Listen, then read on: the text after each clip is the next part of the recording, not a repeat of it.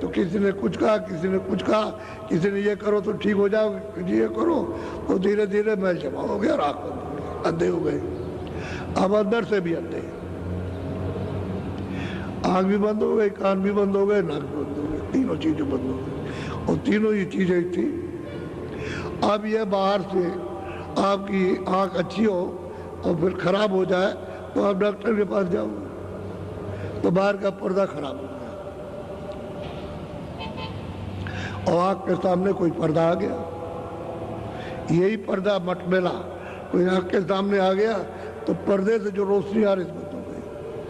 वैसी है, अंदर तो एक ही आँख है और एक ही कान है और एक ही नाक है। अब बाहर दो आँख है, दो कान है, दो नाक है। अब आकर के धीरे धीरे धीरे धीरे तो लोगों ने कहा चाहिए करो, तो ये करने लगे, ये करो, ये करने लगे, ये करो, ये करने लगे, ये पुण्य है। ये भाई जब जीव निर्मल आया था तो ये सब बनाने की बखेड़ा क्या जरूरत थी, क्योंकि निर्मल है, आप इसमें लगाओगे तो निर्मल को क्या ताप करोगे। आपने मुक्ति के लिए, स्वर्ग के लिए, वैकुंठ के लिए, सबके लिए कहा, तो इससे तो सफाई होगी नहीं, वो तो साफ था। धोबी को साफ कपड़ा दो तो कहेगा अरे बाबू जी ये क्या आप दे रहे हो, हम तो कपड़ा धोना चाहते हैं जो गंदा हो, ये मैल हमारा तो जो सामान है वो इसमें लगेगा ही नहीं, ये तो साफ है। तो ये सब बखेड़ा करने की क्या जरूरत थी। ये बनाया तो ये करो, तो ये करो, तो ये इसलिए उनको फंसाना था, रोकना था कि चले न जाए, तो रोक लिया आपको। अब रास्ते बंद हो गए। अब 700 बरस के पहले तो कोई रास्ता खुला नहीं था और 700 लगभग हुए या 2-4 बरस ज़्यादा या कम, बस तब से रास्ता खुला ऊपर जाने का। नहीं सब बंद हो गया था, सब भूल गए थे। जितने भी ऋषि मुनि योगी जति सन्यासी जितने भी है सब के सब भूल गए रास्ता, किसी को ऊपर का रास्ता ही नहीं मालूम रहा।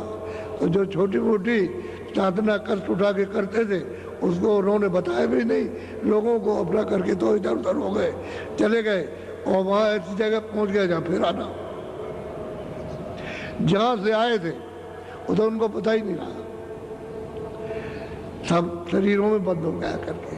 तो कारण शरीर में बंद किया, फिर सूचम में बंद किया, फिर लिंग में बंद किया और यहाँ ला करके स्थूल में बंद कर दिया। अब आप नहीं जा सकते, रास्ता बंद हो गया। यहाँ की क्रिया करते रहो, उस शारीरिक उसका फल आपको प्राप्त होता रहेगा। अब कोई संसार की छोड़ करके कुछ आत्म क्रिया करते हैं तो कितना पाओगे, ज्यादा ज्यादा स्वर्ग, तो स्वर्ग पुण्य छीटे मृत लोग है, फिर वापस आ जाओगे। तो बात तो यही कि तुम नीचे गए थोड़ा सा और फिर नीचे चले आए, थोड़ा सा चले गए, सही बात तो ये है। अब जो पूर्ण मालिक है उसकी मौज उसको कौन डाल सकता। अरे सतपुरुष की जो मौज है तो उनकी मौज हो गई, अब उसको कौन इनकार करे। लेकिन ये सब जो भेजे गए उसी सतपुरुष का सब के सब अखंड ध्यान करते हैं। जो 16 पुत्र हैं उनको निकाल दिया सतपुरुष ने, इनको सबको निकाल दिया, अपने देश से देश निकाला कर दिया। यही से ध्यान कर रहे हैं सतपुरुष, और आपका रास्ता बंद हो गया। इसीलिए तो कहा कि खोजो री, कोई संत कोई मतलब है महापुरुष कोई मिल जाए खोजो री। कहते हैं तुम जगह जगह जाओ खोजो, कहीं मिल जाएगा, क्योंकि इस वक्त 700 वर्ष के अंदर आ रहे, वहीं से संदेशा लेकर जीवों को ले जाने के लिए और मदद करने के आ रहे, तो वो कहते चले जा रहे कि भाई खोजो री। जब रास्ता बंद हो जाए, आना जाना बंद हो, तो आना जाना बंद नहीं होगा। आना जाना बंद नहीं होगा कि जब आपको भेजा था तब सतपुरुष ने संतों को यहाँ भेज दिया था कि उनकी रिपोर्ट सब देशों की हमको रोज देते रहना। तो गुप्त संत आज भी है, पहले भी थे, लेकिन आपको कुछ नहीं बताएंगे, कोई रास्ता नहीं बताएंगे, कोई उपदेश नहीं करेंगे। उनका कोई इसी मनुष्य शरीर में रहेंगे और रोज वहाँ खबर पहुँचाएंगे सब मुल्कों की कि जीवों के साथ क्या हो रहा। लेकिन इनसे कहा था कि तुम छोड़ना नहीं, डोरी को मत छोड़ना, शब्द को नाम को मत छोड़ना, और तुमने नाम छोड़ दिया तो भटक जाओगे। तो नाम सबने छोड़ दिया। अंदर आवाज आ रही है, 24 घंटे घंटे घड़ियाल झांझ मजीरा तरह तरह के मतलब बाजे बज रहे, लेकिन तुम्हारे कान तो भरे हुए। जब बंद हो गए कैसे सुनोगे? नहीं सुन सकते। तो बड़ी मैं संकेत आपको दे रहा हूँ, बता रहा हूँ। और यहाँ प्रेमियों ने और जो गुरु आए वहाँ से, जो महापुरुष आए, संत आए, उन्होंने उनको प्राप्त कराया। और आगे भी यह भी जारी रहेगा, बंद तो नहीं रहेगा। लेकिन यह है किसी किसी को मिलता है। तो असल में महापुरुषों की जो किताबें हैं वो तो ये बता रही हैं, वही प्रमाण है, सच्चा प्रमाण मालिक के होने का। इसलिए गोस्वामी महाराज ने कहा कि एक अनिया नामा अग्र सच्चिदानंद प्रभुधामा, प्रकृत पार प्रभुर्वासी और ब्रह्म निज ब्रजबनासी। कहते पहले एक ही था और कुछ नहीं था, एक वही अनामी पुरुष। आज ही अनामी है, आज भी अनामी है, तो और पहले भी थे वो। और वो तो उनका देश और मतलब ये उनकी लंबाई चौड़ाई, और मतलब उसको तो कोई न कभी गिन सका न नाप सका। वो तो ऐसा है, मालिक पहले एक ही था। अब यह है कि यहाँ आकर के अब तुम, आपको तो ये मालूम नहीं है, ये तो आप संकेत में सुन रहे हो। अब आप तो सुन रहे हो तो आपको आश्चर्य लग रहा, और जब हम प्रमाण देंगे उसका, यानी देखो ये कहा उन्होंने और ये पिछले लोगों ने कहा और ये पिछले लोगों में, तब आपको यकीन होगा। ऐसे यकीन विश्वास नहीं होता, ऐसे विश्वास बैठेगा नहीं। जब प्रमाण प्रेमियों का और जो लेने के लिए आए उनका, जब प्रमाण गुरुओं का और उनका दिया जाएगा, तब आपको ये होगा कि हाँ ये पुस्तक है। नहीं तो उसी में जो लिखा हुआ है जो वेदों में, तो वेद तो कोई जानता नहीं, इनमें से कोई नहीं, चाहे जितना भी पढ़ा लिखा उसको कुछ नहीं मालूम। फिर जो शास्त्र बना है उनको भी जानते हो। अब उसके बाद बीच में जो आए, किसी ने कुछ बना दिया, किसी ने कुछ बना दिया, उसमें भी कुछ नहीं है, उसमें भी कुछ नहीं है। अरे वो ज़्यादा से ज़्यादा स्वर्ग की व्याख्या की, उसमें बड़ी मुश्किल से उसने देखा होगा और उसने कुछ वैकुंठ कह दिया, बाकी कुछ नहीं। ऊपर का उसको भी हाल नहीं मालूम। तो स्वर्ग जाने में भी भौतिक ज्ञान प्राप्त हो जाता है, यहाँ का सब जानने लगता है, यहाँ का लोग। उधर का जहाँ का जाएगा वहाँ का सब जानेगा, यहाँ का भी जानेगा। और वैकुंठ में जाने वाला वैकुंठ, स्वर्ग और यहाँ भी जानेगा। और ऊपर के लोक में उन तीनों लोगों को वहाँ सूक्ष्म लोक में जाएगा, वो जानेगा। वो जितना चढ़ता जाएगा उतना सब जानता जाएगा। तब भेद उसकी आंखों के सामने खुल जाएगा। छुपने वाला नहीं है। जब दृष्टि खुलती है तो ये छुपता नहीं कि वहाँ रात्रि तो है नहीं, ये भाई रात हो जाएगी, अंधेरा हो जाएगा, वहाँ तो उजाला ही उजाला है। आंखों के ऊपर चले और आंखें साफ हुई, ये अंतःकरण साफ हुआ, वो उजाले ही मिले, फिर नहीं बंद होने वाला।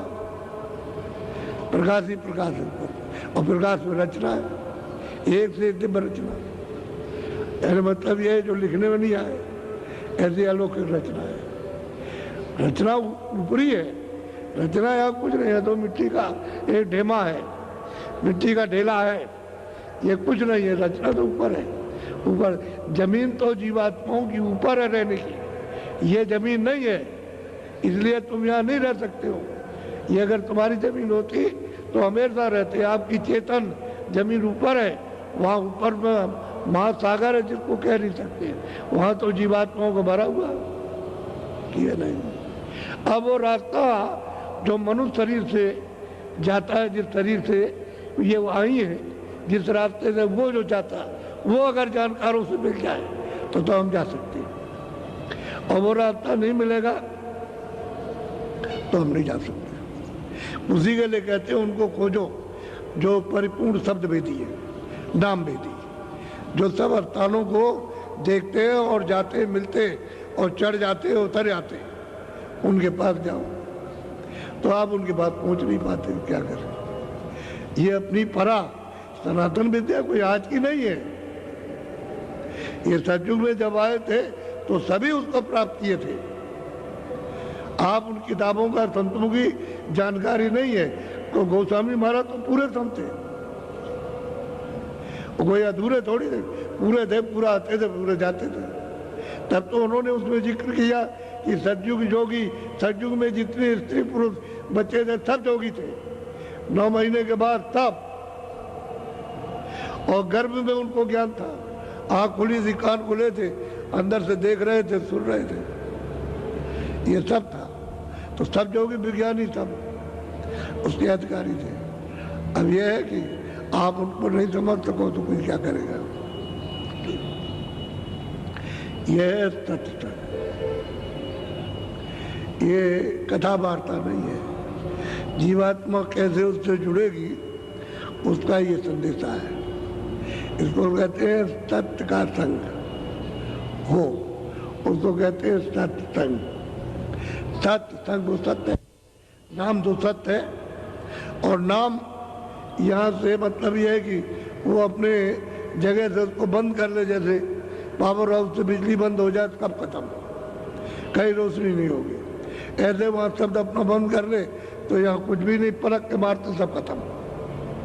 ना आप रहोगे, न जमीन रहेगी, ना आसमान, ये कुछ नहीं रहेगा, न सूरज न चांद, कोई चीज नहीं रहेगी। वहां से बंद कर दे, शब्द वो बंद कर ले, सब खत्म। ऐसा उड़ जाएगा कि धुएं की तरह से कहाँ गायब हो गया, उसी के साथ आप गायब हो जाओगे। तो ये नासमान सृष्टि है, यहाँ आप रह नहीं सकते हो। और ये चेतन जीवात्मा वहीं से आई, इसमें ईश्वर बना नहीं सकता, ब्रह्म इसको बना नहीं सकता, वो तो मांग करके, वो भी तो एक सूरत है। जो सत्पुरुष के जो आए हुए कहते हैं सुत हैं, बच्चे हैं, उनको भेजा, उनको निकाल दिया, तुम जाओ, तो वो भी तो एक सूरत है इनकी तरह से। और ऊंची मंजिल बस नहीं है, आप जब उस मंजिल पर पहुंच जाओ तो फिर उतना ही उसके ऊपर जाओ तो उतना ही प्रकाश आपका भी। तो वो भी मतलब अकेले आए थे और ये मांग करके ले आए, तो नाम से उतारे गए। रास्ता एक ही उतरने का, सुरतों को नाम से उतार करके भेजा गया। और सुरतों का नाम अलग है और इनका नाम अलग है, और रचना का शब्द अलग है। रचना का नाम अलग है, जो उसने सर्वत्र व्यापक रचना की है, उसका मतलब ये जो मंडल आकाश बनाए उसमें मतलब ये बात बात के वो अलग है, शब्द अलग अलग है सब। आप वो शब्द पा जाओ जिनसे उतर करके आई तो चढ़ जाओगे आप, तब चढ़ाई हो जाएगी। और उस शब्द का बोध नहीं होगा, उसकी जानकारी ज्ञान नहीं होगा तो आप नहीं जा सकते। कोई शब्द मिलना चाहिए जिससे उतारे गए, और ठेके से उतारे गए हो, इस अर्थान से ये अर्थान, इस अर्थान से ये अर्थान, इससे ये अर्थान और इससे ये अर्थान उतर के लाए गए। और ला करके यहाँ दोनों आंखों के यहाँ सामने बैठा दिया, ये इसका नाका है, ये मृतलोक का ये नाका। बताइए आकाश इसके नीचे, ये आकाश इसके नीचे है, और ये इसके ऊपर बैठी है सूरत, तो सूरत का आकाश ऊपर है। इसी आकाश में जितने भी कर्म है, आपके पाप पुण्य अच्छे बुरे, ये सब के सब इसी में जमा है। यही फैसला होता है इसका, और वो तुम जला नहीं सकते हो जब तक योग रूपी अग्नि प्रकट न हो जाए। नाम न प्रकट हो तब तक वो जलेगा नहीं, तबाही नहीं होगी। इसलिए मोटी सी बात, सीधी साधी आपको जैसे बच्चों को पढ़ाया जाता है वैसे पढ़ाता हूँ, और भी सरलता से पढ़ाता हूँ, मुश्किल नहीं है। तो सुन लीजिए जरा सा दोस्तों।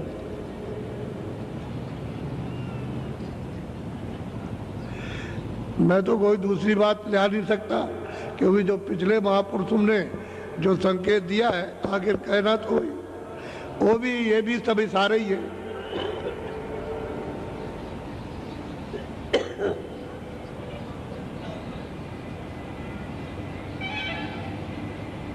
बोलो।